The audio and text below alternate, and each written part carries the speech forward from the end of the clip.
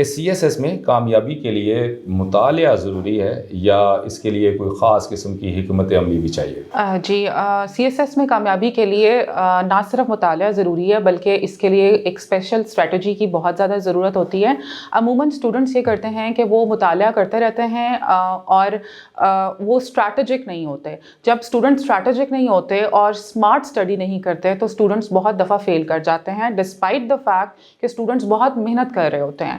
تو C S S is a combination of both hard work and smart work.